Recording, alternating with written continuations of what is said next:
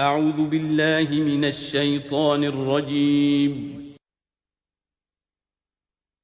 بسم اللہ الرحمن الرحیم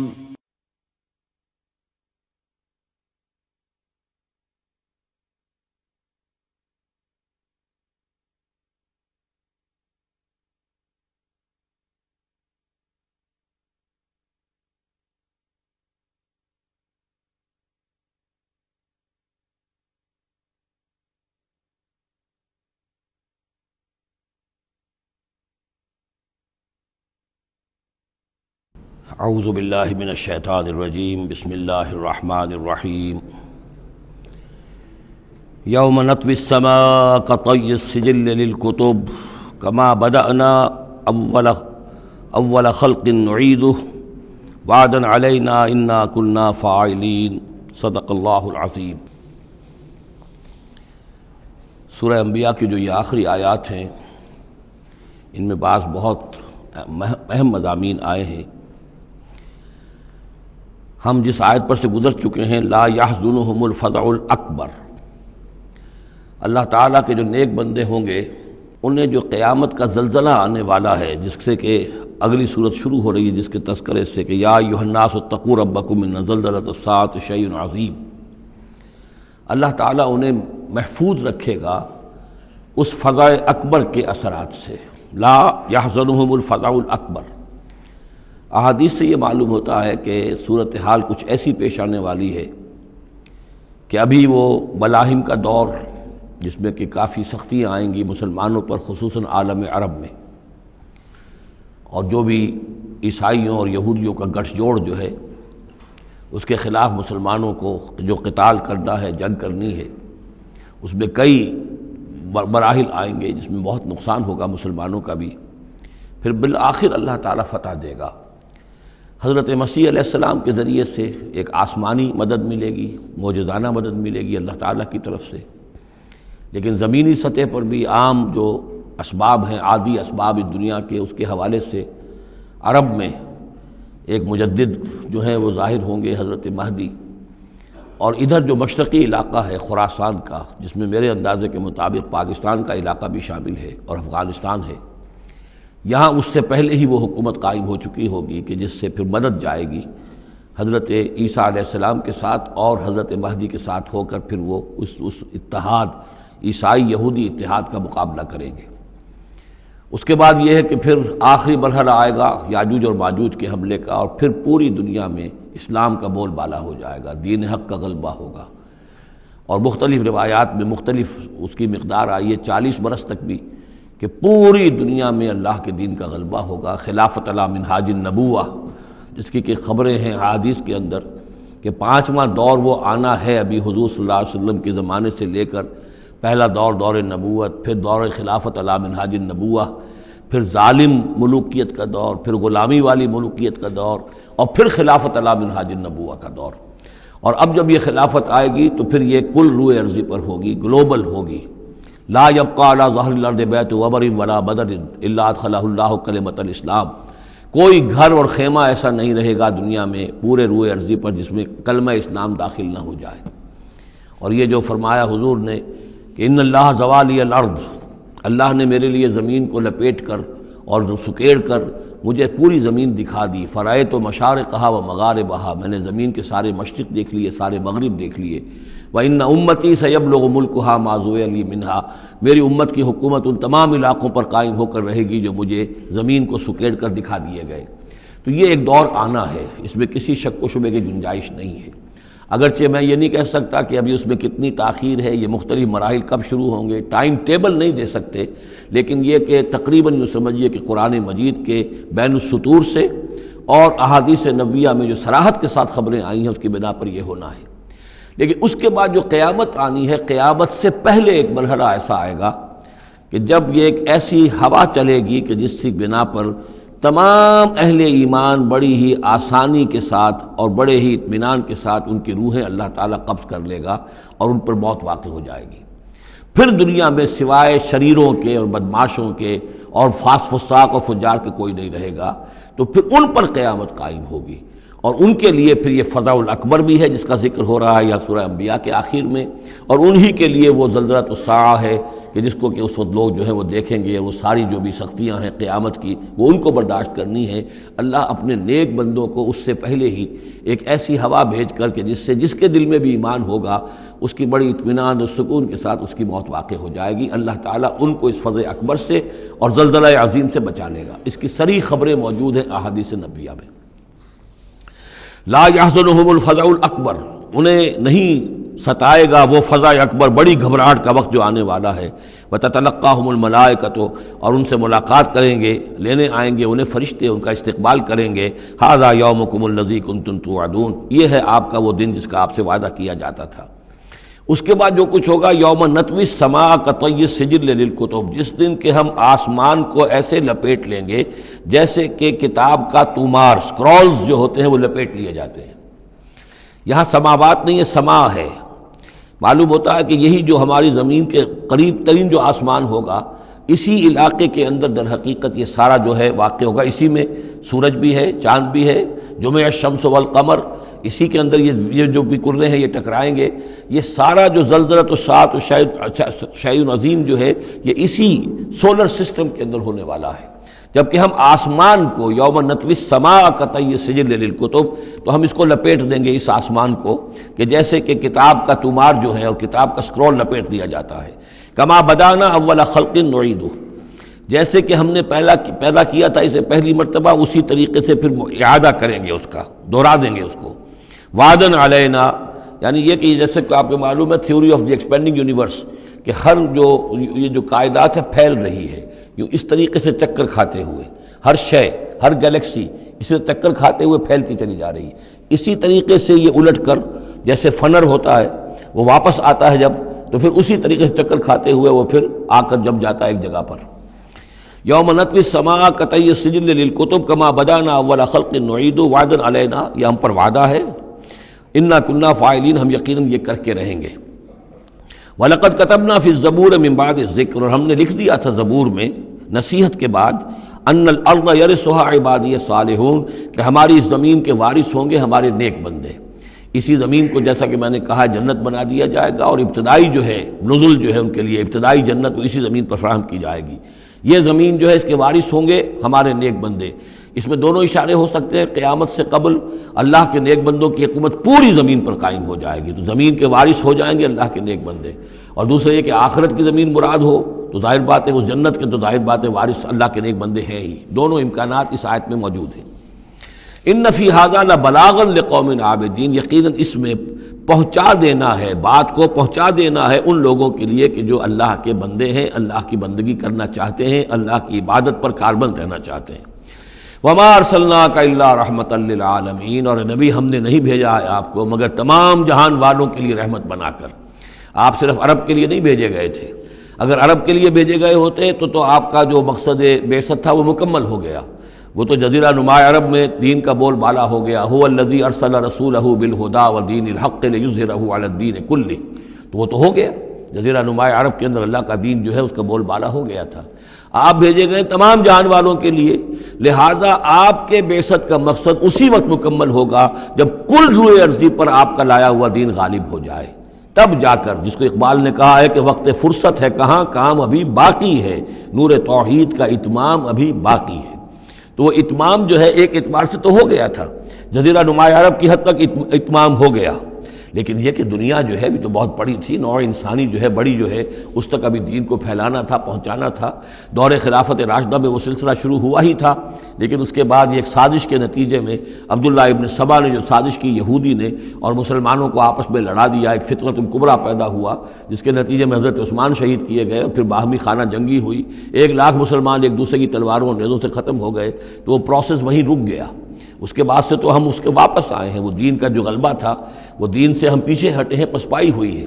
لیکن یہ کہ دنیا ختم نہیں ہو سکتی جب تک کہ محمد رسول اللہ صلی اللہ علیہ وسلم کا مقصد بعثت بتمام و کمال پورا نہ ہو، اور مقصد بعثت آپ کا ہے اظہار دین الحق، اللہ کے دین کا غلبہ، اور یہ اللہ کے دین کا غلبہ چونکہ آپ پوری نوع انسانی کے لیے بھیجے گئے ہیں، لہذا کل عالم انسانی پر اس کا ہونا لازم ہے۔ یہ گویا کہ صغریٰ کبریٰ قرآن سے ثابت ہے، لیکن اس کی صراحت کے ساتھ خبریں احادیث میں ہیں۔ وَمَا أَرْسَلْنَاكَ إِلَّا رَحْمَةً لِّلْعَالَمِينَ قُلْ إِنَّمَا يُوحَىٰ إِلَيَّ أَنَّمَا إِلَٰهُكُمْ إِلَٰهٌ وَاحِدٌ۔ اے نبی ان سے کہہ دیجئے یہ بات میری طرف وحی کی جا رہی ہے کہ تمہارا الہ بس ایک ہی الہ ہے۔ فَهَلْ أَنْتُمْ مُسْلِمُونَ، تو اب تم اس کی فرما برداری اختیار کرتے ہو یا نہیں؟ فَإِن تَوَلَّوْا، پھر اے نبی اگر یہ منہ موڑ لے،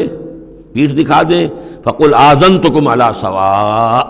تو کہہ دیجئے میں نے تمہارے کان کھول دیے ہیں، میں نے اللہ کا پیغام تمہیں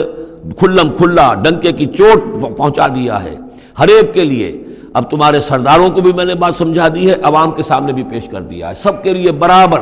کوئی طبقہ ایسا نہیں رہا ہے اس تمہارے معاشرے کا جس کے سامنے کہ میری دعوت نہ پہنچ چکی ہو۔ اب آذنتکم علی سواء، سب کو یکساں میں نے سنا دیا، پہنچا دیا، اللہ کی تبلیغ کا حق ادا کر دیا۔ ان ادری اقریب ام بعید ما توعدون، یہ میں نہیں جانتا کہ جس چیز کا تم سے وعدہ کیا جا رہا ہے، جس چیز کی دھمکی دی جا رہی ہے، جو عذاب آنے والا ہے، وہ قریب ہے یا دور ہے۔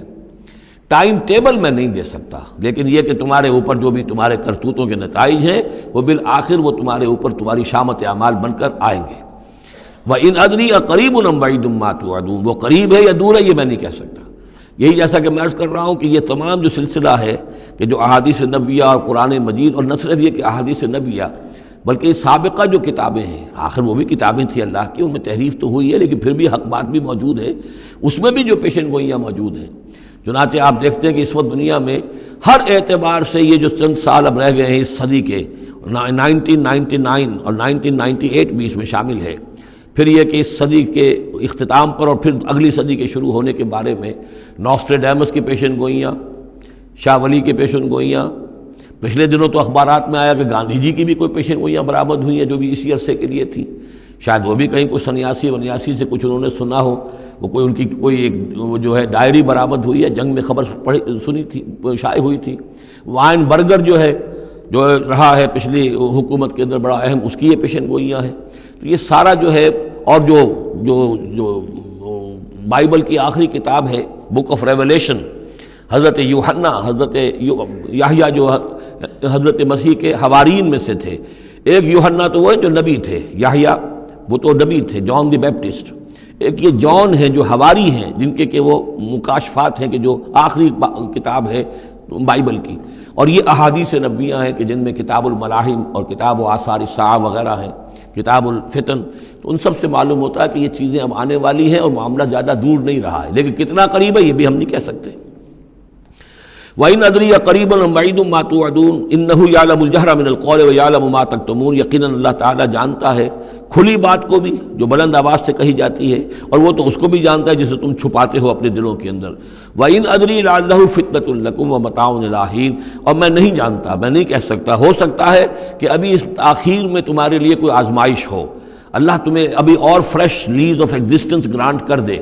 تاکہ یہ کہ تمہیں ایک کچھ عرصے کے لیے اس دنیا میں رہنے کا اور بسنے کا اور فائدہ اٹھا لینے کا موقع مل جائے، لیکن بالآخر ہونا وہ ہے جو میں بتا رہا ہوں، اس کے اندر کوئی شک نہیں ہے، وہ شدنی امر ہے۔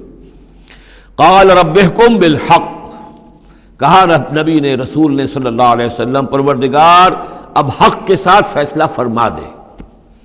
یعنی یہ کہ نبی اکرم صلی اللہ علیہ وسلم کا بھی دیکھیے، جیسے میں نے بار بار کہا ہے کہ آخر یہ اتنا طویل ہو گیا تھا رد و قضا کا مسئلہ کہ آپ کی طبیعت کے اندر بھی اب بات یہ آ رہی تھی کہ پروردگار اب فیصلہ سنا دے۔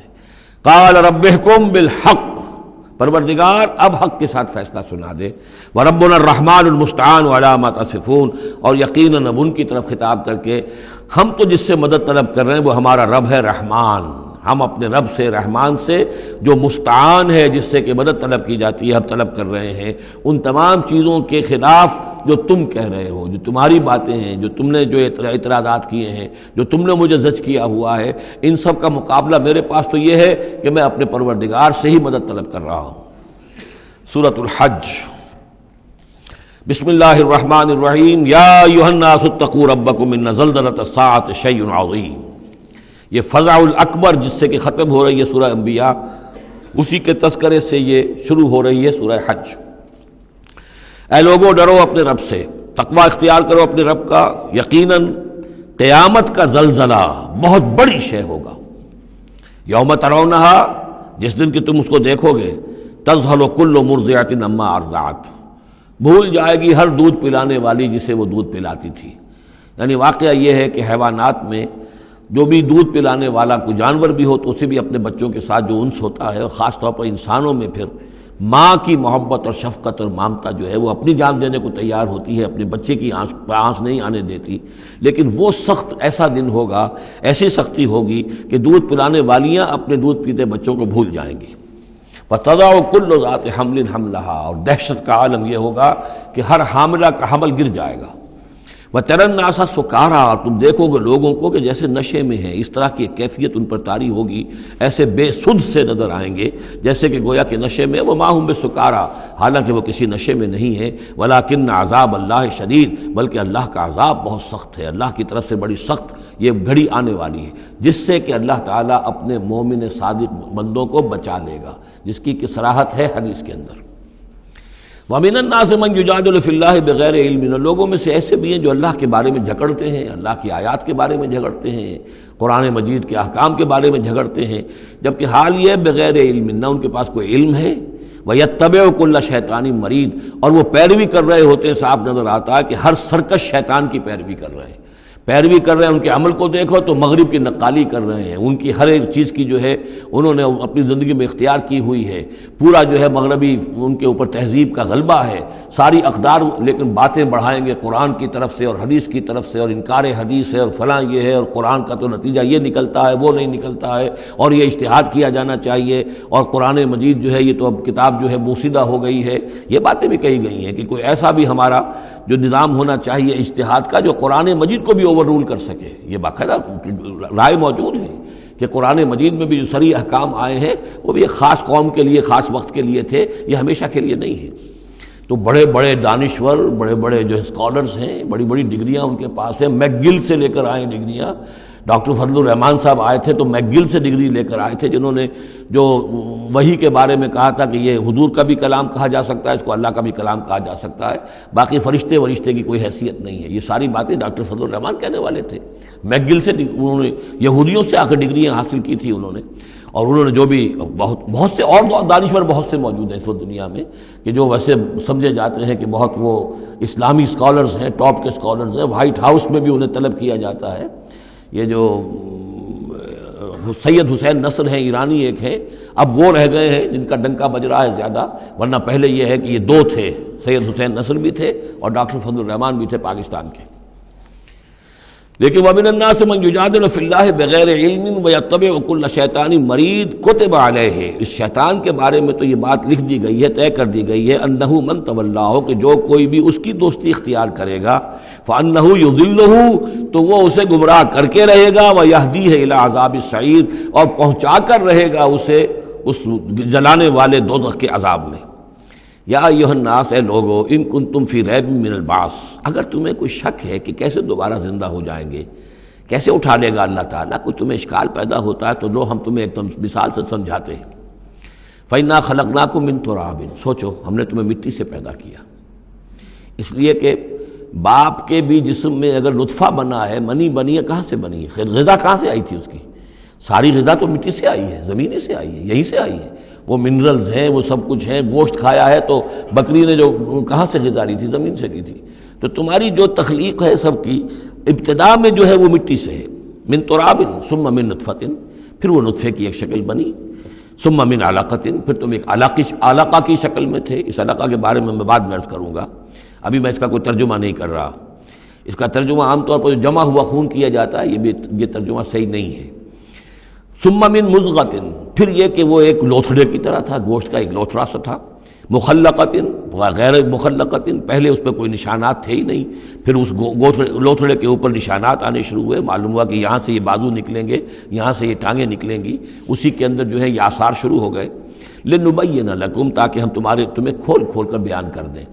یہ جو بھی سٹیجز ہیں کہ جو ایمبریونک جو سٹیجز ہیں، اس میں واقعہ یہ کہ اس کے بارے میں کیتھل مور کا میں قول آپ کو سنا چکا ہوں، جو تعارف قرآن کا میرا لیکچر تھا، کہ ان چیزوں کے بارے میں حیران اور ششدر ہیں جو اس وقت ایمبریولوجی کے سب سے بڑے ماہر ہیں، جن کی ٹیکسٹ بکس دنیا کے اندر سب سے زیادہ مستند مانی جاتی ہے، کہ ہم حیران ہیں کہ یہ ساری چیزیں قرآن مجید نے کیسے کہی ہیں، اور یہ بالکل ایگزیکٹ جو ہے تعبیر ہے ان سٹیجز کی کہ جو رحم مادر میں انسانی جنین جن سٹیجز سے گزرتا ہے اس کی اس سے زیادہ صحیح تعبیر ہو نہیں سکتی۔ وَنُقِرُّ فِي الْأَرْحَامِ مَا نَشَاءُ، یہی مضمون چونکہ دوبارہ پھر آئے گا سورہ مومنون کے پہلے رکوع میں، تو میں وہاں اس کے بارے میں تفصیل سے عرض کروں گا۔ اور ہم ٹھہرائے رکھتے ہیں رحموں میں جو ہم چاہتے ہیں، یعنی رحم کے اندر پھر رحم مادر میں وہ حمل رہتا ہے، اب وہ حمل بیٹے کا ہوا ہے، بیٹی کا ہوا ہے، یا بیٹا یا بیٹی وہ ذہین ہے، فتین ہے، خوبصورت ہے، کیسی ہے، صحیح ہے، سالم ہے، وہ ہمارا فیصلہ ہے۔ نقر فی الارحام ما نشاء الی اجل مسمى، ہم ٹھہرائے رکھتے ہیں رحموں میں جو ہم چاہتے ہیں ایک وقت معین تک، ثم نخرجکم طفلا، پھر ہم تمہیں نکالتے ہیں، وہ تم چھوٹے سے بچے ہوتے ہو، ثم لتبلغوا اشدکم، پھر تم اپنی پوری جوانی کو پہنچتے ہو، قوت کو پہنچتے ہو، ومنکم من یتوفی، تم میں سے وہ بھی ہیں کہ جو پہلے ہی ان کا انتقال ہو جاتا ہے، انہیں قبض کر لیا جاتا ہے، انہیں اللہ تعالیٰ لے جاتا ہے، ومنکم من یرد الی ارذل العمر، اور تم میں سے ایسے بھی ہوتے ہیں جو بڑی ہی نکمی ضعیفی کی عمر کو پہنچ جاتے ہیں، لکئی لا یعلم من بعد علم شیئا، کہ پھر وہ نہ جانے سب کچھ جاننے کے باوجود کچھ بھی۔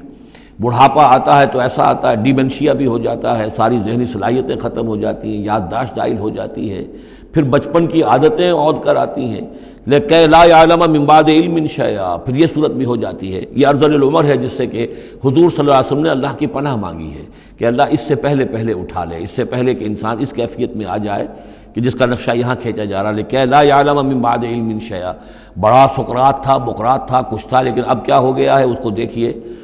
وَمِنْكُمْ مَنْ يُرَدُّ إِلَىٰ أَرْذَلِ الْعُمُرِ، ان کے لیے دعا کر لیجیے، اللہم اغفر لہ وارحمہ وادخلہ فی رحمتک وحاسبہ حسابا یسیرا۔ ان سے ایک بہت بڑی خطا ہوئی ہے، رجم کی سزا کے بارے میں میں سورہ نور میں عرض کروں گا، لیکن اللہ تعالیٰ تمام خطاؤں کو معاف فرمانے والا ہے۔ اللہم اغفر لہ وارحمہ وادخلہ فی رحمتک وحاسبہ حسابا یسیرا، اللہم نور مرقدہ واکرم منزلہ والحقہ بعبادک الصالحین، آمین یا رب العالمین۔ وَمِنْكُمْ مَنْ يُتَوَفَّى وَمِنْكُمْ مَنْ يُرَدُّ إِلَىٰ أَرْذَلِ الْعُمُرِ لِكَيْ لَا يَعْلَمَ مِنْ بَعْدِ عِلْمٍ شَيْئًا وَتَرَى الْأَرْضَ، اب ایک تو نقشہ کھینچا انسانی زندگی کا، اس آپ مٹی سے چل کر تم کہاں سے کہاں پہنچ گئے، پھر فوت ہو کے پھر مٹی بن جاتے ہو۔ یہ جس کی یہ قدرت ہے، جس کی یہ خلاقی ہے، جو اس سارے نظام کو لے کر چل رہا ہے، تمہیں اس کے بارے میں کوئی شک ہے؟ اس کی قدرت کے بارے میں کوئی تمہیں یہ شبہ وارد ہو سکتا ہے کہ وہ دوبارہ پیدا نہیں کر سکتا؟ اچھا ایک اور مثال لے لو، وَتَرَى الْأَرْضَ حَامِدَةً، تم دیکھتے ہو زمین کو کہ پڑی ہوئی ہے، بے آب و گیا، خشک اور ویران، کئی زندگی کے آثار نہیں۔ فَإِذَا أَنزَلْنَا عَلَيْهَا الْمَاءَ اهْتَزَّتْ وَرَبَتْ، پھر جب ہم اس پر پانی برساتے ہیں تو وہ تازہ ہو جاتی ہے، اہتزاز، اور وہ اس میں جنبش ہو جاتی ہے، اہتزت۔ یہتزو جو آیا یہ لفظ پہلے ہم پڑھ چکے ہیں کہ جب حضرت موسیٰ کا عصا زمین پر انہوں نے رکھا تو وہ تو اب ہلنے لگا، حرکت کرنے لگا جیسے کہ سانپ حرکت کرتا ہے، تو زمین میں بھی حرکت پیدا ہو جاتی ہے، اس لیے کہ اب جو کونپلیں نکل رہی ہیں وہ حرکت کر رہی ہیں، وہ ادھر ادھر جو ہے، جو پہلے زمین پڑی ہوئی تھی ساکن، صامت، ساکن، بے آب و گیا، خشک، لیکن اس کے بعد اہتزت، اس کے اندر ایک حرکت پیدا ہوتی ہے، وہ ربت، وہ ابھرتی ہے، گویا کہ جیسے وہ گھاس یا سبزہ اوپر اٹھ رہا ہے، اور جیسے کہ فصل گویا کہ زمین اٹھ رہی ہے، وہ اٹھتی ہے، ابھرتی ہے۔ وَأَنبَتَتْ مِن كُلِّ زَوْجٍ بَهِيجٍ، اور ہر طرح کی قسم قسم کی تر و تازہ چیزیں جو ہیں وہ اگا دیتی ہے زمین۔ تو ذرا سوچو، زمین مردہ تھی، اللہ نے زندہ کر دیا۔ تمہارا اپنا معاملہ یہ ہے کہ مٹی سے لے کر اور تمہارے ایک انسان پورے بننے تک، یہ پھر کیسے شک کرتے ہو؟ تمہیں اللہ تعالیٰ کی قدرت میں بھی کوئی شک نہیں ہونا چاہیے۔ یہ تمہاری زندگی کا سائیکل چل رہا ہے اور یہ نباتاتی سائیکل چل رہا ہے ساتھ کے ساتھ، یہ چند مہینے کا ہوتا ہے، یہ تمہارا جو ہے یہ 60 70 80 برس کا ہے، اس کے علاوہ تو کوئی فرق نہیں۔ ذالک بان اللہ هو الحق، یہ اس لیے ہے کہ اللہ تعالیٰ الحق ہے، اس کے حق ہونے میں، برحق ہونے میں کسی شک و شبے کی گنجائش نہیں۔ وَأَنَّهُ يُحْيِي الْمَوْتَىٰ، اور یہ کہ وہ مردہ کو زندہ کرتا ہے، مردہ کو زندہ کرے گا۔ زمین تمہارے سامنے مردہ پڑی ہوتی ہے اور زندہ ہو جاتی ہے۔ وَأَنَّهُ عَلَىٰ كُلِّ شَيْءٍ قَدِيرٌ، اور یہ کہ وہ تو ہر چیز پر قادر ہے۔ وَأَنَّ السَّاعَةَ آتِيَةٌ، اور یہ کہ قیامت آ کر رہنی ہے، لَا رَيْبَ فِيهَا، اس میں کسی شک و شبے کی گنجائش نہیں۔ وَأَنَّ اللَّهَ يَبْعَثُ مَن فِي الْقُبُورِ، اور یقیناً اللہ تعالیٰ اٹھائے گا ان کو جو قبروں کے اندر ہے۔ بعث بعد الموت ہو کر رہے گا۔ وَمِنَ النَّاسِ مَن يُجَادِلُ فِي اللَّهِ بِغَيْرِ عِلْمٍ وَلَا هُدًى وَلَا كِتَابٍ مُنِيرٍ، اور لوگوں میں سے کچھ ایسے بھی ہیں جو اللہ کے بارے میں، اللہ کی باتوں کے بارے میں، اللہ کی صفات کے بارے میں، ذات خداوندی کے بارے میں جھگڑتے ہیں، بحثیں کرتے ہیں، نزاع کرتے ہیں، نہ ان کے پاس علم ہے، بغیر علم ولا ہدن، نہ کوئی ہدایت ہے، ولا کتاب منیر، نہ کوئی روشن کتاب ہے جس سے وہ رہنمائی لے رہے ہوں۔ ثانی عطف ہی، وہ اپنی گردن کروٹ اپنی موڑ کر چل دیتا ہے، آیات سنتا ہے، اللہ کی کلام کو سنتا ہے، پھر ذرا وہ اپنی کمر کو موڑتا ہے، بل دیتا ہے، چل دیتا ہے، لیضل عن سبیل اللہ، تاکہ گمراہ کرے لوگوں کو اللہ کے راستے سے۔ لہو فی الدنیا خزی، اس کے لیے دنیا کی زندگی میں بھی رسوائی ہے، ونذیقہ یوم القیامت عذاب الحریق، اور قیامت کے دن ہم اسے جلانے والے عذاب کا مزہ چکھائیں گے۔ ذالک بما قدمت یداک، اور یہ سب کچھ ہے تیرے اپنے دونوں ہاتھوں کے کرتوتوں کی وجہ سے، جو بھیجا ہے تیرے دونوں ہاتھوں نے، بما قدمت یداک، وان اللہ لیس بظلام للعبید، اور یقیناً اللہ تعالیٰ تو اپنے بندوں پر ظلم کرنے والا نہیں ہے۔ ومن الناس من يعبد الله على حرف فإن أصابه خير اطمأن به وإن أصابته فتنة انقلب على وجهه خسر الدنيا والآخرة ذلك هو الخسران المبين۔ لوگوں میں سے کچھ ایسے بھی ہیں جو اللہ تعالیٰ کی بندگی کرتے ہیں کنارے کنارے، بچ بچ کر۔ یہ وہ روگ جس کو کہا گیا فی قلوبہم مرض، جن کے دلوں میں روگ ہوتا ہے۔ ایک وہ لوگ ہوتے ہیں کہ حق کو قبول کیا، پھر ہرچہ بعد آباد منجدھار میں پھر وہ چھلانگ لگاتے ہیں، ہرچہ بعد آباد ماں کشتی دراب انداختے، ہم نے حق کو قبول کیا، اس کشتی کو ہم نے پانی میں ڈال دیا ہے، اب یہ کشتی تیرے گی تو ہم تیریں گے، یہ ڈوبتی ہے تو ہم ڈوبنے کے لیے تیار ہیں۔ ایک وہ ہیں جو چاہتے بھی ہیں حق کے ساتھ چلنا، لیکن کنارے کنارے گہرے پانی میں نہیں جانا چاہتے، خطرات مول نہیں لینا چاہتے، اپنے لیے جان اور مال جو ہے اس کو بچا بچا کر، وہ جو اقبال نے کہا تو بچا بچا کے نہ رکھ اسے، تیرا آئینہ ہے وہ آئینہ کہ شکست ہو تو عزیز تر ہے نگاہ آئینہ ساز میں۔ لیکن یہ کچھ لوگ بچ بچ کر چلنا چاہتے ہیں، کوئی گردن نہ پہنچ جائے، کوئی نقصان نہ ہو جائے، کوئی ہمیں قربانی نہ دینی پڑے۔ وَمِنَ النَّاسِ مَن يَعْبُدُ اللَّهَ عَلَى حَرْفٍ، کنارے ساتھ، فَإِنْ أَصَابَهُ خَيْرٌ اطْمَأَنَّ بِهِ، اگر خیر آئے تو مطمئن رہیں گے، وَإِنْ أَصَابَتْهُ الْفِتْنَةُ انقلب عَلَى وَجْهِهِ، اور اگر کوئی فتنہ آ گیا، آزمائش آ گئی، کوئی قربانی کا وقت آ گیا، پکار آ گئی، نکلو اللہ کی راہ میں اور لاؤ اللہ کی راہ میں، تو وہ اپنے چہروں کے بل اوندھے گر جاتے ہیں۔ خسرت دنیا والآخرہ، یہ خسارہ ہے، یہ گھاٹا ہے، یہ نقصان ہے دنیا اور آخرت دونوں کا۔ ذالک هو الخسران المبین، اور یہ بہت ہی نمایاں اور واضح تباہی ہے۔ ایک میں بات عرض کرنی رہ گئی ہے کہ سورہ حج کے بارے میں بعض جگہ آپ نے دیکھا ہوگا لکھا ہوا کہ یہ اس کو مدنی بھی مانا گیا ہے، لیکن یہ واقعہ ہے کہ اس سورہ مبارکہ کے اندر بعض آیات ایسی ہیں کہ جو یا تو مدنی ہیں، اور بعض آیات کے بارے میں مجھے پھر وہ ایک قول مل گیا تھا حبر الامہ حضرت عبداللہ ابن عباس رضی اللہ تعالی عنہما کا، وہ میں بعد میں انشاءاللہ وہ کل ہم پڑھیں گے۔ وہ آیات نازل ہوئی ہیں اثناء سفر ہجرت میں۔ ظاہر بات ہے کہ جب حضور مکے سے نکل آئے ہیں اور جا رہے ہیں تو کتنے دن لگے ہیں، کوئی وہ چند گھنٹے کا، 1 گھنٹے کی فلائٹ تو نہیں تھی کہ جو ہوائی جہاز سے آپ چلے گئے ہوں، آدھے گھنٹے کی فلائٹ ہے کل نہیں، لیکن یہ کوئی وقت لگا۔ اس میں بھی جو آیات نازل ہوئی ہیں، اور اس صورت میں کئی آیات ایسی ہیں کہ جن کی بڑی گہری مشابہت آپ کو مل جائے گی سورہ بقرہ کی آیات کے ساتھ۔ چنانچہ شہادت علی الناس والی آیت بھی اس صورت میں بھی ہے، سورہ بقرہ میں بھی ہے، لِيَكُونَ الرَّسُولُ شَهِيدًا عَلَيْكُمْ وَتَكُونُوا شُهَدَاءَ عَلَى النَّاسِ، یہ آپ کو سورہ حج کے آخر میں ملے گی۔ جہاد کا لفظ بھی اس صورت مبارکہ میں ملے گا۔ یہ آیت بھی آپ غور کریں گے تو سورہ بقرہ کے دوسرے رکوع میں جو مثال آئی تھی، منافقین کا حال یہ ہے، او کصیب من السماء فیہ ظلمات ورعد وبرق یجعلون اصابعهم فی آذانہم من الصواعق حذر الموت واللہ محیط بالکافرین۔ تو یہ جب بجلی جب چمکتی ہے، کوئی روشنی نظر آتی ہے، چل پھر لیتے ہیں، لیکن اس کے بعد پھر جیسے ہی اندھیرا ہوتا ہے کھڑے رہ جاتے ہیں۔ تو بالکل وہی کیفیت ہے کہ جب ذرا حالات صحیح ہوئے، نارمل ہوئے، کوئی خطرہ نہیں، کوئی اندیشہ نہیں، کوئی مطالبہ نہیں، کوئی جنگ کی مہم جو ہے پیش نظر نہیں ہے، تو وہ بڑے چلت پھر دکھا رہے ہیں، حضور کے پاس آ رہے ہیں، باتیں کر رہے ہیں، وہ ہے کہ وہ بھی اہل ایمان کے ساتھ ہیں۔ لیکن جب ذرا مشکل وقت آیا، اوندھے منہ گر پڑے۔ وَمِنَ النَّاسِ، اللہ تعالی ہمیں اس سے بچائے، اور دین اور ایمان کے ساتھ اور اللہ کے دین کو قائم کرنے کی جد و جہد میں مخلصانہ اور ہمہ تن ہمہ وجوہ اپنے آپ کو جھونک دینے کی ہمت عطا فرمائے۔ وَمِنَ النَّاسِ مَن يَعْبُدُ اللَّهَ عَلَى حَرْفٍ فَإِنْ أَصَابَهُ خَيْرٌ اطْمَأَنَّ بِهِ وَإِنْ أَصَابَتْهُ فِتْنَةٌ انقلب عَلَى وَجْهِهِ خَسِرَ الدُّنْيَا وَالْآخِرَةَ ذَلِكَ هُوَ الْخُسْرَانُ الْمُبِينُ۔ یدعو من دون اللہ ما لا یضرہ وما لا ینفعہ، یہ پکارتا ہے اللہ کے سوا ان کو جو نہ اسے کوئی ضرر پہنچا سکتی ہے نہ نفع، ذالک هو الضلال البعید، یہی ہے بہت ہی گمراہی، دور کی گمراہی۔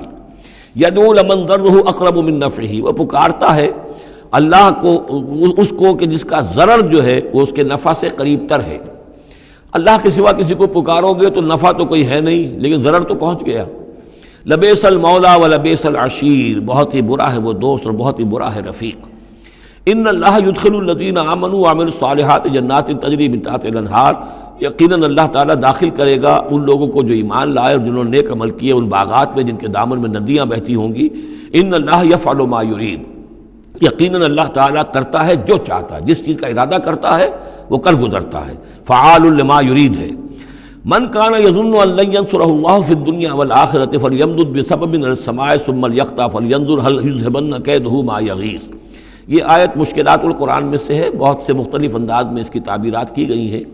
لیکن میرا دل ٹھکا ہے اسی تعبیر پر کہ جو موضح القرآن میں شاہ عبد القادر دہلوی رحمۃ اللہ علیہ نے کی ہے، اور میں اسی کو وضاحت کے ساتھ پیش کر رہا ہوں۔ جو شخص دین کے لیے خدمت کر رہا ہو، دین کے لیے لگا ہوا ہو کام کے اندر، داعی ہے یا اس کسی داعی کے ساتھ ہے، اب اس کے لیے یہ ہوتا ہے کہ ایک تو امید ہوتی ہے کہ اللہ کی مدد آئے گی، آج نہیں تو کل آئے گی، کل نہیں تو پرسوں آئے گی۔ اگر کسی وجہ سے انسان حالات کو دیکھ کر اتنا مایوس ہو جائے کہ اللہ کی مدد کی اسے امید نہ رہے، یہ چیز پھر اس کے لیے بہت بڑی ناکامی کا سبب بن جائے گی۔ امید پیوست رہ شجر سے امید بہار رکھ، اللہ سے مایوس نہیں ہونا چاہیے، نہ لا تقنطوا من رحمت اللہ۔ ٹھیک ہے دیر ہو جائے کوئی حرج نہیں، لیکن یہ کہ یہ اللہ کی مدد آئے گی، اللہ جو ہے نصرت فرمائے گا، اللہ تعالی ہماری مدد کرے گا۔ والذین جاہدوا فینا لنہدینہم سبلنا، جو لوگ ہماری راہ میں محنت کریں گے، جدوجہد کریں گے، ہم لازماً انہیں اپنے راستے دکھائیں گے۔ یہ اللہ کا پختہ وعدہ ہے، ان وعدوں پر یقین رکھنا چاہیے۔ لا انک لا تخلف المیعاد، اے اللہ ہمیں یہ اندیشہ نہیں ہے کہ تو اپنا وعدہ پورا نہیں کرے گا، خلاف کرے گا، ہاں ہمیں اندیشہ ہوتا ہے کہ ہم تیرے وعدوں کے مصداق بن سکیں گے یا نہیں، ان کا مصداق بننے کی شرائط پوری کر سکیں گے کہ نہیں۔ یہ کیفیت بندے کی رہنی چاہیے، اللہ تعالیٰ کی مدد سے اور اللہ تعالیٰ کی نصرت سے مایوس کبھی نہیں ہونا چاہیے۔ تو اس کی ایک مثال دی ہے کہ اگر کوئی شخص کسی رسی کے ساتھ کہیں اوپر سے ایک رسی ہے اس کو اس نے پکڑا ہوا ہے، تو تب تک تو یہ کہ تھاما ہوا ہے، یہ اللہ تعالیٰ کے ساتھ ہے نا، حبل اللہ، حبل اللہ، یہ قرآن جو ہے القرآن حبل اللہ الممدود من السماء الی الارض۔ اسی طرح امید اللہ سے رکھنا، رجا رکھنا، یہ بھی گویا کہ ایک معنوی رسی ہے کہ جو اللہ تعالیٰ کے ساتھ ہمیں جوڑے ہوئے ہے۔ جب تک یہ رسی رہے گی ہمیں سہارا رہے گا، جب یہ رسی کاٹ دیں گے ہم، وہ امید منقطع کر دیں گے، تو سوائے اس کے اور کیا ہوگا کہ زمین پر رودے منہ گر جائیں گے۔ من کان یظن ان لن ینصرہ اللہ فی الدنیا والآخرہ، جس شخص کا یہ گمان ہو جائے کہ اللہ ہرگز مدد نہیں کرے گا اس کی دنیا میں اور نہ آخرت میں، فلیمدد بسبب من السماء، اسے چاہیے کہ ذرا ایک رسی آسمان کی طرف تانے، ثم لیقطع، پھر کاٹ دے، اسے توڑ دے، فلینظر هل یذهبن کیدہ ما یغیظ، پھر دیکھے کہ اس سے اس کا جو غصہ ہے اندر کا، اس میں جو مایوسی کی آگ جل رہی ہے اس میں کوئی کمی ہوئی۔ جب تک وہ رسی ہے کچھ نہ کچھ امید تو رہے گی، تو اس امید جو ہے اللہ پر اور اللہ کی نصرت اور اللہ کے وعدوں پر جو یقین ہے اس کو برقرار رکھو، یہ تمہیں سہارا دے گی۔ وَكَذَلِكَ أَنزَلْنَاهُ آيَاتٍ بَيِّنَاتٍ، اسی طرح ہم نے اتارا ہے اس قرآن کو روشن اور کھلی باتوں کی شکل میں۔ وَأَنَّ اللَّهَ يَهْدِي مَن يُرِيدُ، اور اللہ تعالیٰ ہدایت دیتا ہے جس کو چاہتا ہے، یا اللہ تعالیٰ ہدایت دیتا ہے جو چاہتا ہے کہ اس کو ہدایت ملے۔ ان الذین آمنوا والذین ہادوا والصابئین والنصارى، یقیناً وہ لوگ جو مسلمان ہیں، ایمان لائے ہیں محمد پر صلی اللہ علیہ وسلم، والذین ہادوا، اور جو یہودی ہوئے، والصابئین، اور جو صابی ہیں، والنصارى، اور جو یہ عیسائی ہیں، والمجوس، اور مجوس ہیں ایرانی، والذین اشرکوا، اور جن لوگوں نے شرک کی روش اختیار کی، ان اللہ یفصل بینہم یوم القیامہ، یقیناً اللہ فیصلہ کرے گا ان کے مابین قیامت کے دن۔ ان اللہ علی کل شیء شہید، یقیناً اللہ تعالیٰ ہر چیز پر خود گواہ ہے، ہر چیز اس کے سامنے نگاہوں میں موجود ہے۔ الم تری ان اللہ یسجد لہ من فی السماوات ومن فی الارض، یہ آیت بڑی عجیب ہے اس اعتبار سے کہ اس میں آپ تصور کریں گے تو اوپر سے نیچے کی طرف آ رہا ہے کیا تم نے دیکھا نہیں اللہ کے سامنے سربسجود ہے ہر وہ شے جو آسمان میں ہے اور وہ سب وہ چیزیں جو زمین میں ہیں، وہ تمام مخلوقات جو آسمان میں ہے اور وہ تمام مخلوقات جو زمین میں ہے، والشمس ہو اور سورج بھی سربسجود ہے، والقمر ہو اور چاند بھی، والنجوم ہو اور تارے بھی، پھر نیچے اتریے والجبال ہو اور پہاڑ، زمین پر سب سے اونچی چیزیں پہاڑ ہیں، والشجر ہو اور درخت، والدواب اور یہ تمام جو بھی چوپائے چل رہے ہیں زمین کے اوپر حیوانات، وَكَثِيرٌ مِّنَ النَّاسِ اور لوگوں میں سے بھی بہت سے، لوگوں میں سے تفریق ہے کہ کچھ باغی ہو گئے ہیں، باقی تو یہ ساری مخلوقات اللہ کے قانون کی پابند ہیں، قانون تکوینی کے اندر ہے، یہ اللہ کی بندگی کر رہی ہیں، یہ سجدے میں ہے، ہر شے اللہ کے سامنے سربسجود ہے۔ ہاں انسانوں کے اندر بغاوت بھی ہے، انسانوں میں سے کچھ لوگ وہ ہیں کہ جنہوں نے سورج کو پوجنا شروع کر دیا، سورج اللہ کو پوج رہا ہے اور وہ سورج کو پوج رہے ہیں، چاند کو پوجنا شروع کر دیا، درختوں کو پوجنا شروع کر دیا، جانوروں کو پوجنا شروع کر دیا، یہاں تک کہ اعضائے تناسل کو پوجنا شروع کر دیا۔ ہندوؤں کے اندر تو یہ بھی ہے، یہ پوجا ہوتی ہے۔ تو یہ ہے ان لوگوں کی گراوٹ۔ انسانوں میں سے اللہ تعالیٰ جس کو ہدایت دے دیتا ہے، معرفت حاصل ہو جاتی، پھر وہ اسی کے سامنے سربسجود ہوتے ہیں۔ وَكَثِيرٌ حَقَّ عَلَيْهِ الْعَذَابُ لیکن بہت سے ایسے ہیں کہ جو عذاب الہی کے مستحق ہو جاتے ہیں۔ وَمَن يُهِنِ اللَّهُ فَمَا لَهُ مِن مُكْرِمٍ اور جنہیں اللہ تعالیٰ ہی رسوا کر دے، ذلیل کر دے، اب اس کو عزت دینے والا کوئی نہیں ہے۔ جنہوں نے اپنے آپ کو ذلیل کیا، مخلوقات کے سامنے جھک گئے، انہوں نے ان کو اپنا معبود بنا لیا، جبکہ اللہ تعالیٰ کے سامنے ساری کی ساری مخلوقات جو ہے وہ تو اللہ کی بندگی میں ہے، اور اللہ نے تو اسے بنایا تھا خلیفۃ اللہ فی الارض، اسے مقام یہ عطا کیا تھا، مسجود ملائک بنایا تھا۔ اب جو اپنی اس تمام عظمت سے خود ہی مستعفی ہو گیا اور وہ مخلوقات کے سامنے جھک رہا ہے، فما لہ من مکرم تو پھر اسے اب اس کا اکرام کرنے والا اور اسے عزت دینے والا کوئی نہیں۔ ان اللہ یفعل ما یشاء یقیناً اللہ کرتا ہے جو چاہتا ہے۔ آیت سجدہ ہے، سجدہ کر لیجیے۔ ھذان خصمان اختصموا فی ربہم یہ دو گروہ ہیں ایک دوسرے کے مقابل میں جو اپنے رب کے بارے میں جھگڑ رہے ہیں۔ ایک وہ ہیں جو ایمان لے آئے ہیں۔ اب جیسا کہ میں نے عرض کیا یہ صورت ہے مکی، لیکن اس میں کچھ آیات شامل ہیں، یہ بھی ہو سکتا ہے کہ مدنی ہو، یہ بھی ہو سکتا ہے کہ اثناء سفر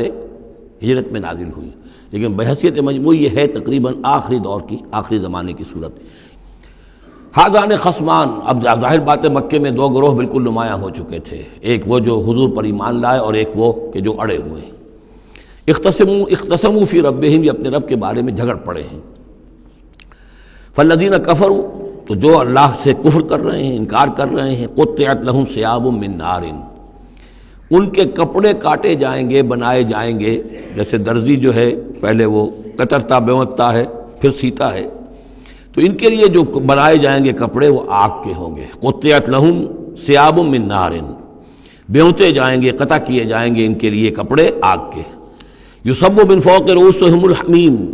ان کے سروں کے اوپر کھولتے ہوئے پانی کے تریڑے دیے جائیں گے۔ یسحر بہ ما فی بطونہم والجلود جس سے کہ ان کی کھالیں بھی جھلس جائیں گی اور جو کچھ ان کے پیٹوں کے اندر ہوگا وہ بھی جھلس جائے گا۔ وَلَهُم مَّقَامِعُ مِنْ حَدِيدٍ اور پھر ان کے لیے لوہے کے وہ ہتھوڑے ہوں گے کہ جو ان کے سروں پر پڑیں گے۔ كُلَّمَا أَرَادُوا أَن يَخْرُجُوا مِنْهَا جب بھی وہ چاہیں گے کہ وہاں سے نکل جائیں، من غم کے مارے، اعیدوا فیہا انہیں پکڑ کر دوبارہ پھر اسی میں ڈال دیا جائے گا۔ وذوقوا عذاب الحریق اور چکھو مزہ اس جلانے والے عذاب کا۔ تم نے اللہ کا انکار کیا، تم نے محمد کی نفی کی، تم نے ان کو ماننے سے انکار کیا۔ اس کے برعکس ان اللہ یدخل الذین آمنوا وعملوا الصالحات یقیناً اللہ داخل کرے گا ان لوگوں کو جو ایمان لائے اور جنہوں نے نیک عمل کیے، جنات تجری من تحتها الانہار ان باغات میں جن کے نیچے ندیاں بہتی ہوں گی، یحلون فیہا من اساور من ذہب ولؤلؤا پہنائے جائیں گے انہیں کنگن سونے کے اور موتی، ولباسہم فیہا حریر اور ان کی پوشاک جو ہوگی وہاں پر ریشم کی ہوگی۔ دنیا میں ریشم مردوں پر حرام ہے، وہاں ریشم جو ہے اسی کا لباس ہوگا، باریک ریشم کے اوپر کا لباس اور گاڑھے ریشم کا جو ہے نیچے کا لباس ہوگا۔ وَہُدُوا إِلَى الطَّيِّبِ مِنَ الْقَوْلِ اور ان کو تو رہنمائی کر دی گئی ہے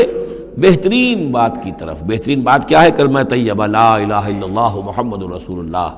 یا سبحان اللہ والحمد للہ ولا الہ الا اللہ واللہ اکبر ولا حول ولا قوۃ الا باللہ۔ ہدوا الی الطیب من القول انہیں ہدایت دے دی گئی ہے من القول اچھی بات، بہترین کلمہ طیبہ کی۔ وہدوا الی صراط الحمید اور ان کو تو ہدایت دے دی گئی ہے سیدھی اور اللہ کی تعریفوں والے کے راستے کی طرف، کہ وہ سیدھے اس راستے پر بڑھتے ہوئے اللہ تعالیٰ کی رحمت میں فراح و ریحان و جنت النعیم کے اندر پہنچ جائیں گے۔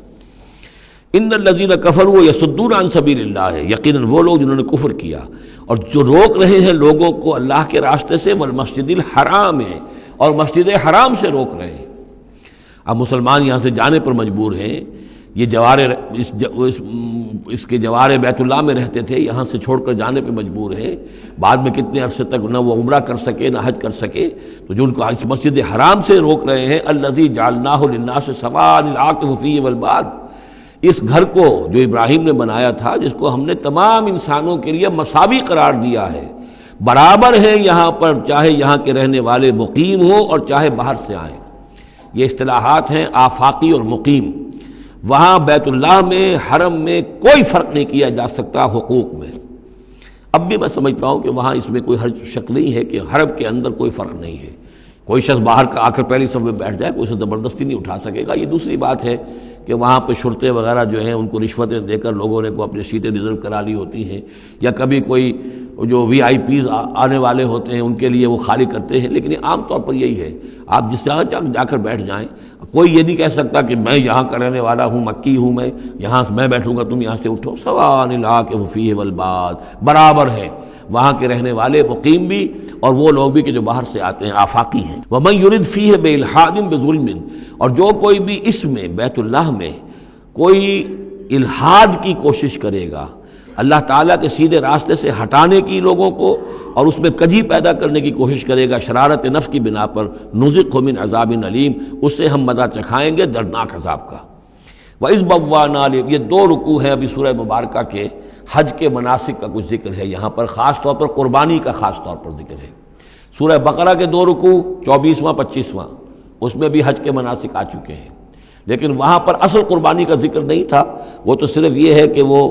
دم جو دینا پڑتا ہے اگر کسی وجہ سے سر منڈانا پڑ گیا ہے قبل از وقت، اور یا اسی طریقے سے تمتع اگر کیا ہے تو اس کا وہ دم شکر کا ہے وغیرہ وغیرہ۔ لیکن یہاں پر جو دو ہے، ایک قربانی اور ایک طواف، ان دو کا جو ہے ذکر ہو رہا ہے خاص طور پر یہاں۔ وَإِذْ بَوَّأْنَا لِإِبْرَاهِيمَ مَكَانَ الْبَيْتِ، اور جب ہم نے معین کر دی ابراہیم کے لیے اپنے گھر کی جگہ، بتا دی کہ یہ ہے وہ جگہ جس کے بارے میں میرا گمان یہ ہے کہ وہاں بنیادیں موجود تھیں حضرت آدم علیہ السلام کی بنائی ہوئی، لیکن اوپر سے دیواریں سب کی سب گر چکی تھیں اور سیلاب کی وجہ سے سارا اب وہاں کوئی آثار نہیں رہے تھے۔ اللہ تعالیٰ نے رہنمائی فرما کر ان کی نشاندہی کروا دی۔ اللہ تشرک بی شیئا، اور یہ حکم دے دیا گیا میرے ساتھ کسی شے کو شریک نہ کرنا، وطہر بیتیا، اور میرے اس گھر کو پاک رکھنا، للطائفین، طواف کرنے والوں کے لیے، والقائمین، اور قیام کرنے والوں کے لیے، کھڑے ہو کر نمازیں پڑھنے والوں کے لیے، والرکع السجود، اور رکوع کرنے والوں کے لیے اور سجود کرنے والوں کے لیے۔ یہ گویا کہ جیسے وہاں آیا تھا وَعَهِدْنَا إِلَىٰ إِبْرَاهِيمَ وَإِسْمَاعِيلَ أَن طَهِّرَا بَيْتِيَ لِلطَّائِفِينَ وَالْعَاكِفِينَ وَالرُّكَّعِ السُّجُودِ، تقریباً وہی آیت یہاں پر آئی ہے، صرف یہ کہ عاکف کی بجائے یہاں قائمین کا لفظ آیا ہے۔ وَأَذِّن فِي النَّاسِ بِالْحَجِّ، اور اے ابراہیم اب پکارو لوگوں کو، اذان دو، پکارو حج کے لیے۔ اب کیسے پکارا ہوگا، کیسے آپ نے یہ پیغام پہنچایا ہوگا، کہاں سے اللہ تعالیٰ نے ان کی آواز کو، ان کی پکار کو کہاں کہاں پہنچایا ہوگا، یہ اللہ تعالیٰ کا معاملہ ہے۔ یا تو کا رجالن، پکاریے لوگوں کو، حج کی دعوت دیجیے، آئیں گے وہ آپ کے پاس پیدل چل کر بھی، وعلی کل ضامر، اور بڑی لاغر اونٹنیوں پر بھی، یعنی دور دراز سے آئیں گے تو سفر کی وجہ سے اونٹنیاں لاغر ہو چکی ہوں گی۔ یاتین من کل فج عمیق، جو یہاں پر پہنچیں گی وہ اونٹنیاں اور لوگ آئیں گے بڑی دور دراز کی راہوں سے، دور دراز کی، یہ فج کہتے ہیں پہاڑوں کے درمیان کے راستے کو، چونکہ یہ سارا پہاڑی علاقہ ہے تو نہ معلوم کہاں کہاں سے گہری وادیوں میں سے ہو کر لوگ جو ہیں پہنچتے ہیں۔ لیشہدوا منافع لہم، تاکہ یہ آئیں حاضر ہوں ان جگہوں پر کہ جو ان کے لیے منفعت کی جگہیں ہیں۔ وَيَذْكُرُ اسْمَ اللَّهِ فِي أَيَّامٍ مَعْلُومَاتٍ، اور اللہ کا نام لے معین دنوں کے اندر، یعنی قربانیاں دیں معین دنوں میں۔ 10ویں ذی الحجہ کی قربانی کا دن ہے، اس کے بعد جو ہے 11ویں کو بھی ہو سکتی ہے، 12ویں کو بھی ہو سکتی ہے، یا ایام معلومات ہیں۔ عَلَىٰ مَا رَزَقَهُم مِّن بَهِیمَةِ الْأَنْعَامِ، تو اللہ کا نام لیں ذبح کرتے ہوئے، اللہ کا نام لیں ان پر کہ جو ہم نے انہیں یہ چوپائے عطا کیے ہیں، مویشی دیے ہیں۔ فَكُلُوا مِنْهَا، تو ان کو ذبح کر کے، ان کی قربانی دے کر اس میں سے خود بھی کھاؤ۔ وَأَطْعِمُوا الْبَائِسَ الْفَقِيرَ، اور جو برے حال میں ہو، فقیر محتاج جو بہت ہی خستہ حال ہے، اس کو بھی کھلاؤ۔ ثُمَّ لْيَقْضُوا تَفَثَّهُمْ، پھر یہ کرنے کے بعد پھر اپنے میل کچیل دور کرو، پھر احرام کھولنا ہوتا ہے، پھر یہ کہ وہ رنحت رمی ہوتی ہے، نہر ہوتا ہے، حلق ہوتا ہے، اور پھر طواف۔ چار یہ الفاظ جو ہیں یہ 10ویں تاریخ کے ہیں، 4 افعال، رمی اور نہر، پھر جا کر قربانی دینا، پھر یہ کہ حلق کر کے اور پھر یہ احرام کھل گیا، اب نہاؤ دھو میل کچیل جو بھی احرام کی وجہ سے صاف کرو، اچھے کپڑے پہنو اور پھر جاؤ اور طواف کرو، طواف زیارہ۔ ثم لیقضوا تفثهم، پھر چاہیے کہ وہ دور کریں اپنے میل کچیل، ولیوفوا نذورهم، اور جو بھی نذریں مانگی ہوئی ہوں ان کو پورا کریں، ولیطوفوا بالبیت العتیق، اور اب جا کر اس قدیم گھر کا طواف کریں۔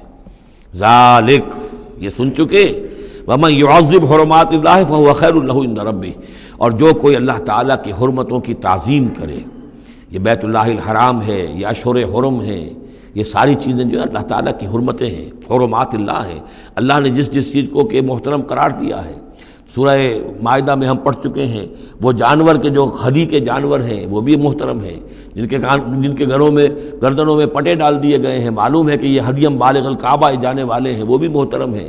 عام مین البیت الحرام جو ہیں، جو لوگ حاجی جا رہے ہیں، ان کی بھی حرمت ہے۔ تو جو بھی من یعظم حرمات اللہ ہے، جو کوئی بھی اللہ تعالیٰ کی حرام کی ہوئی شے، محترم ٹھہرائی ہوئی چیزوں کی تعظیم کرے گا، فہو خیر لہ عند ربہ، تو وہ اسی کے لیے بہتر ہوگا، اس کا اجر و ثواب اسے ملے گا اپنے رب کے پاس۔ وَأُحِلَّتْ لَكُمُ الْأَنْعَامُ إِلَّا مَا يُتْلَىٰ عَلَيْكُمْ، اور حلال کر دیے گئے تمہارے لیے سارے چوپائے سوائے اس کے جو تم کو سنا دیا گیا ہے، یعنی یہ کہ خنزیر کا معاملہ ہے اس کو حرام کر دیا گیا ہے، باقی بکری ہے، بھیڑ ہے، گائے ہے، بیل ہے، اونٹ ہے، ان سب کو اللہ کی راہ میں تو اس کی قربانی ہو سکتی ہے۔ فاجتنبوا الرجس من الاوثان، تو پھر تم بچو، ان بتوں کی گندگی سے بچو۔ یہ ہے اصل میں بچنا جو ہے وہ سب سے پہلے شرک، اور وہاں پر سب سے بڑا شرک جو ہے وہ بت پرستی کا ہو رہا تھا۔ واجتنبوا قول الزور، اسی طریقے سے جھوٹ کہنے سے، جھوٹ بات سے بھی بچو۔ حنفاء للہ، یکسو ہو جاؤ اللہ کی طرف، یکسو اسی کے بندے بن جاؤ، غیر مشرکین بہ، اس حال میں کہ اس کے ساتھ کسی بھی اعتبار سے شرک نہ ہو، کسی پہلو سے، کسی اعتبار سے، ذات میں، صفات میں، حقوق میں، اختیارات میں، کہیں بھی کوئی شرک کا شائبہ نہ آنے پائے۔ ومن یشرک باللہ، اور جو کوئی اللہ کے ساتھ شرک کرے گا، فکأنما خر من السماء، تو وہ تو ایسے ہے جیسے وہ رسی کٹ گئی اور اب وہ زمین کے اوپر گر پڑا، زمین کی طرف جا رہا ہے آسمان سے۔ کوئی شخص ہے جو آسمان سے کسی بلند چیز سے کسی رسی کے ساتھ لٹکا ہوا ہے، وہاں سے گر گیا یا رسی کٹ گئی، اب جو گر رہا ہے فکأنما خر من السماء فتخطفه الطیر، اب یا تو یہ کہ وہ جو پرندے ہیں وہ اسے اچک کر لے جائیں، کوئی باز آئے اور پکڑ کر لے جائے، کوئی اور ہو، جو بھی یہ بڑے بڑے جانور ہوتے ہیں کہ جو شکار کرتے ہیں پرندوں کا، تخطفه الطیر، پرندے اس کو اڑا کر لے جائیں، اور تہوی بہ الریح، یا یہ کہ پھر ہوا ان کو لے جا کر گرائے فی مکان صحیح، کسی دور کی جگہ میں کوئی ہوا جو ہے جھونکا اس کو لے جائے اور کسی کھائی میں جا کر گرا دے۔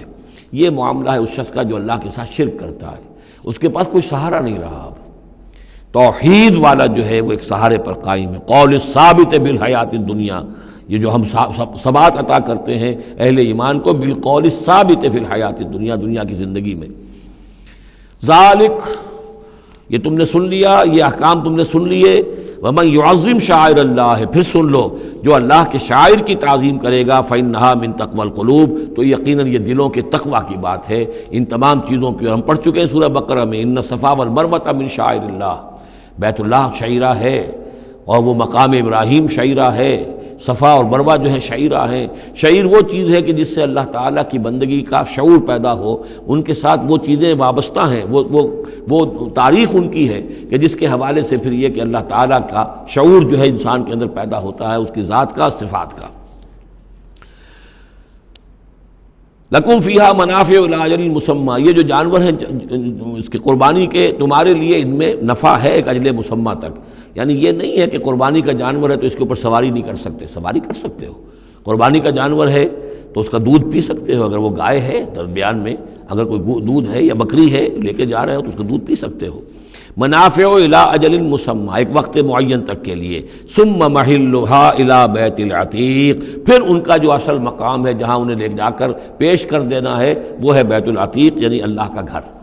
اللہ کا گھر کا جو منہر ہے پھر اس کو وسیع کر کے، اور بنا کی وادی میں ایک بہت بڑی جگہ ہے، ورنہ اس سے پہلے جو ہے یہ مروہ کی جو پہاڑی ہے، صفا اور مروہ کے پاس جو ہے یہ قربان گاہ تھی، مروہ ہی سے وہ وادی شروع ہو جاتی ہے کہ جس پر کچھ آگے چل کر وہ منا کا پورا آتا ہے، اب یہ منہر جو ہے وہ ادھر ایکسٹینڈ کر دیا گیا ہے۔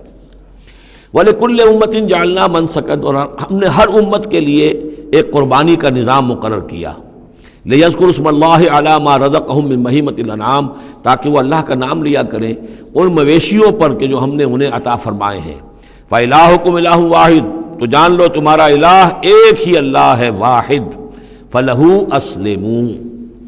اس کے سامنے سر تسلیم خم کرو، اس کی اطاعت قبول کرو۔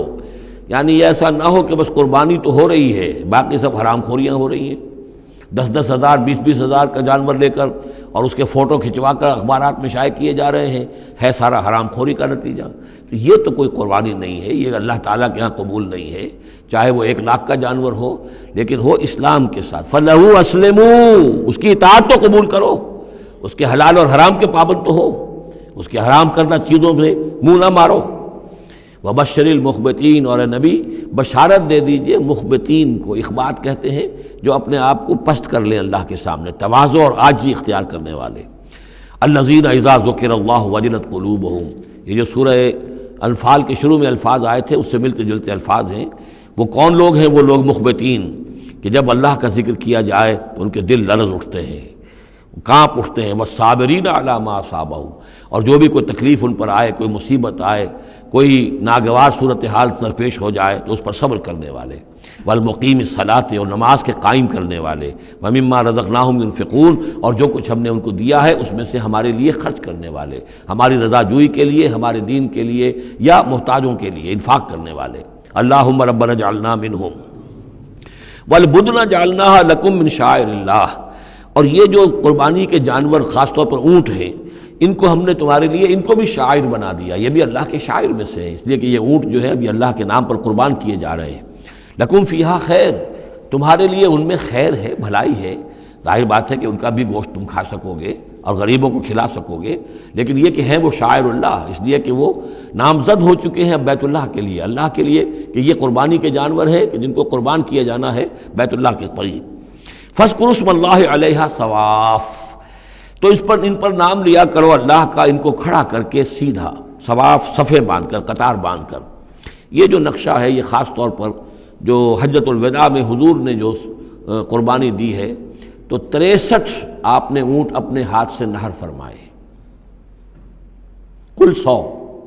یہ 63 آپ نے اپنے ہاتھ سے نہر فرمائے۔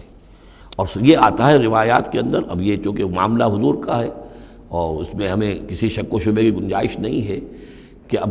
کھڑے ہوئے ہیں قطار میں، اور ایک اب نہر کرنے کا طریقہ بھی ہوتا ہے، برچھا مارا جاتا ہے اونٹ کی یہاں گردن میں، اس کو گرا کر ذبح کرنا آسان کام نہیں ہے، کھڑے ہوئے اونٹ کو برچھا لگایا جاتا ہے، یہاں اس کی جو بڑی وینز ہے خون کا فوارہ چھوٹتا ہے، جب خون بہت زیادہ بہہ جاتا ہے پھر وہ گرتا ہے ایک طرف، ایک پہلو کے اوپر، تو پھر اس کا معاملہ جو ذبح کرنے کا ہوتا ہے۔ تو حضور جیسے برچھا مارتے تھے اور اس کے بعد پھر اگلا اونٹ اپنی گردن خود آگے کرتا تھا۔ نہ شود نصیب دشمن کے شود ہلاک تیغت، سر دوستاں سلامت کی تو خنجر آزمائی، گویا کہ ان کے لیے خود ایک اعزاز تھا، اللہ نے شعور دیا ہے۔ وہ تو جو ایک سوکھی ہوئی لکڑی تھی جس کا سہارا لے کر حضور صلی اللہ علیہ وسلم وہ آپ خطبہ دیا کرتے تھے جمعے کا، پھر جب ممبر بنا دیا گیا اب وہ اس لکڑی جو ہے اس کا آپ سہارا نہیں لے رہے، تو پہلا دن جب تھا کہ آپ نے اس کا سہارا نہیں لیا اور آپ ممبر پر کھڑے ہو کر آپ نے جب خطبہ دیا ہے تو اس سوکھی لکڑی میں سے ایسی آواز آ رہی تھی جیسے کوئی بچہ بلک بلک کر رو رہا ہو کہ میری یہ سعادت آج ختم ہو گئی ہے، مجھے جو سعادت نصیب تھی کہ محمد الرسول اللہ صلی اللہ علیہ وسلم میرا سہارا لیا کرتے تھے، مجھ پر ٹیک لگایا کرتے تھے، یہ مجھ سے جاتی رہی فضیلت، بلک بلک کر رو رہا ہے۔ حنانہ اس کو کہتے ہیں، ستون حنانہ، اب بھی مسجد نبی میں ایک ستون ہے حنانہ، حنین کہتے ہی اس کو ہے کہ جس میں رقت ہو، بچہ رو رہا ہو، بلک رہا ہو تو یہ حنین ہے، تو حنانہ ہے وہ۔ اور اس کے لیے یہ نوٹ کر لیجیے، کہا ہے مولانا روم نے، فلسفی کو منکر حنانہ است، از حواس انبیاء بیگانہ است۔ پہلے فلسفی ہوتے تھے، آج سائنسدان جو انکار کرے گا کیسے ہو سکتا ہے سوکھی لکڑی میں سے بچوں کے سے رونے کی آواز آئے، کیسے مان لیں گے ہم؟ سر سید کیسے مانیں گے اس کو؟ نہیں مانیں گے کبھی بھی۔ تو فلسفی یا سائنسدان کو منکر حنانہ است، کہ وہ حنانہ کا انکار کرتا ہے، از حواس انبیاء بیگانہ است، اس لیے کہ انبیاء کے معاملات کو وہ جانتا نہیں ہے، وہ عام لوگوں پر قیاس کر رہا ہے۔ فاذکروا اسم اللہ علیہا صواف، تو لو اللہ کا نام ان پر، ان کو نہر کرنے کے لیے انہیں صفوں میں کھڑا کر کے، فَإِذَا وَجَبَتْ جُنُوبُهَا، جب ان کے پہلو زمین پر ٹک جائیں، جب خون اتنا بہہ جاتا ہے، کمزور ہو جاتا ہے اونٹ، تو پھر وہ ایک طرف کو اپنی کروٹ کے بل زمین کے اوپر پڑ جاتا ہے۔ فَكُلُوا مِنْهَا، تو اب کھاؤ اس میں سے اس کے گوشت کو، وَأَطْعِمُوا الْقَانِعَ وَالْمُعْتَرَ، اور کھلاؤ اس کو بھی جو قناعت کے ساتھ بیٹھا ہوا ہے، مانگتا نہیں پھر رہا ہے، سائل نہیں ہے، اس کے پاس کچھ نہیں ہے لیکن وہ مانگتا نہیں پھرتا، قانع، اور معتر جو بے قرار ہو گیا ہے، آتا ہے، سوال کر رہا ہے، مانگ رہا ہے، گوشت مانگ رہا ہے، اس کو بھی دو، اس کو بھی دو۔ کذالک سخرناھا لکم لعلکم تشکرون، اسی طرح تو ہم نے اتنے بڑے جانور کو تمہارے لیے مسخر کر دیا ہے، اونٹ جیسے جانور کو، اور وہ کھڑا ہوتا ہے تم برچھا مارتے اس کو، سخرناھا لکم لعلکم تشکرون، تاکہ تم اللہ کا شکر ادا کرو۔ لن ینال اللہ لحومھا ولا دماؤھا، اب یہ ہے اصل شے، اللہ تک نہ ان کے گوشت پہنچتے ہیں نہ خون پہنچتا ہے، ولیکن ینالہ التقوی منکم، ہاں اگر پہنچتا ہے اس تک تو تقوی اگر ہے تمہارے اندر تو اللہ تک پہنچ جائے گا۔ یعنی یہ کہ ایک یہ رسومات ہے، ظاہری شکل ہے، ظاہری شکل اصل دین نہیں ہے، اگرچہ اس کے بغیر بھی تو حقیقت جو ہے وہ کسی نہ کسی حیولو ہی میں ظاہر ہوگی، کوئی نہ کوئی اسے پیکر چاہیے، تو ان عبادات کا پیکر بھی اہم ہے، لیکن صرف پیکر کو نہ سمجھیں، ظاہر کو نہ سمجھیں، اصل شے اس کی روح ہے، روح تقوی۔ وہ جو علامہ اقبال نے کہا ہے کہ رہ گئی رسم اذاں روح بلالی نہ رہی، فلسفہ رہ گیا تلقین غزالی نہ رہی، اور نماز و روزہ و قربانی و حج یہ سب باقی ہیں، تو باقی نہیں ہے۔ وہ ہمارا وہ تقوی، ہمارا اللہ کے ساتھ خلوص و اخلاص،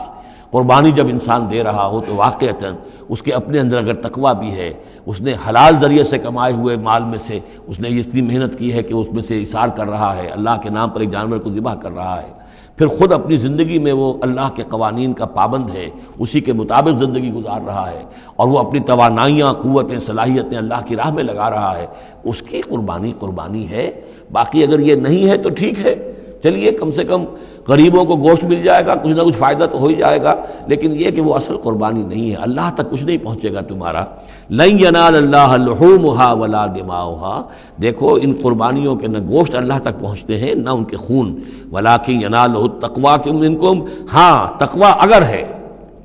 وہ اللہ تک پہنچ جاتا ہے۔ کذالک سخرھا لکم لتکبروا اللہ علی ما ھداکم، اسی طرح اللہ تعالیٰ نے اسے تمہارے لیے مسخر کر دیا ہے، لتکبروا اللہ علی ما ھداکم، تاکہ تم اللہ کی تکبیر کیا کرو اس ہدایت پر جو اس نے تمہیں دی ہے۔ دیکھیے دو عیدیں ہیں ہماری، عید الفطر جو رمضان کے بعد آتی ہے، ایک عید الاضحیٰ ہے جو حج کے ساتھ منسلک ہے، وہاں بھی ہم نے رمضان مبارک کے بارے میں جو آیات آئی ہیں سورہ بقرہ کے 23ویں رکوع میں، وہاں بھی لتکبروا اللہ علی ما ھداکم ولعلکم تشکرون، شہر رمضان الذی انزل فیہ القرآن ھدی للناس وبینات من الھدی والفرقان فمن شہد منکم الشہر فلیصمہ فمن کان مریضا او علی سفر فعدۃ من ایام اخر یرید اللہ بکم الیسر ولا یرید بکم العسر ولتکملوا العدۃ ولتکبروا اللہ علی ما ھداکم ولعلکم تشکرون، وہی الفاظ یہاں ہیں، لتکبروا اللہ علی ما ھداکم، تاکہ تم تکبیر کرو، اللہ کی تکبیر کرو۔ اسی لیے عیدیان کے لیے جاتے آتے ہوئے تکبیر، اور اس کو بھی بڑا بلند آواز سے، جاتے آتے راستہ بدلنا، پھر نماز جو دوگانہ ہے عید کی اس میں اضافی تکبیرات ہیں، لتکبروا اللہ علی ما ھداکم ولعلکم تشکرون پر تو وہ آیت ختم ہوئی ہے، وبشر المحسنین، اور اے نبی ان لوگوں کو آپ بشارت دے دیجئے جو اسلام اور ایمان اور تقوی کی منزلیں طے کرتے ہوئے درجہ احسان تک پہنچنے کی کوشش کرتے ہیں اور پہنچ جاتے ہیں۔ اللہم ربنا اجعلنا منہم، اللہم ربنا اجعلنا منہم۔ بارک اللہ لی ولکم فی القرآن العظیم ونفعنی وإیاکم بالآیات والذکر الحکیم۔